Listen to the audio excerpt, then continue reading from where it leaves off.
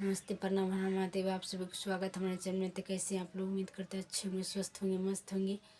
आज आप लोग के बीच एक प्यारा सा भोला बाबा गीत लेके आई हूँ। आप हमारे चैनल पर जाइए, सुनिए। अच्छा लगे तो लाइक कमेंट शेयर जरूर कीजिएगा। नए हैं तो चैनल को सब्सक्राइब कर दीजिएगा। धन्यवाद। गौरा पीसत रहले भांग धतूरा साथ में, वही कैलाश में ना।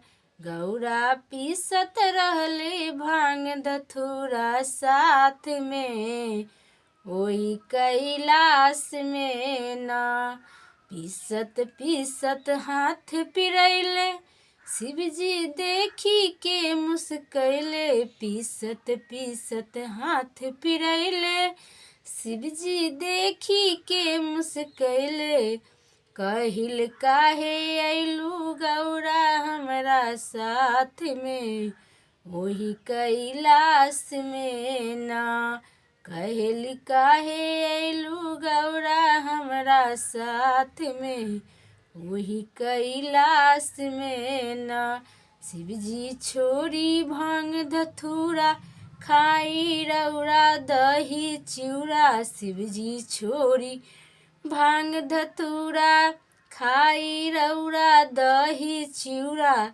चल खेती करी रउआ हमरा साथ में, यही कैलाश में ना।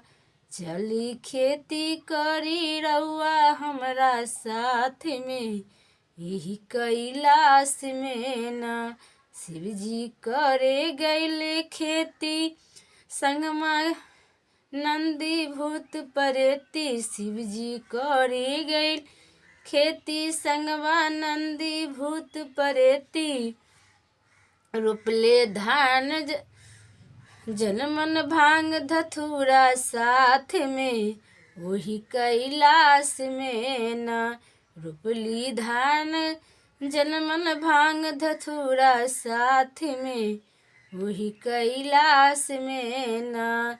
देखी के गौरा खिसी अइले, छुरी के नैहर चले गइले।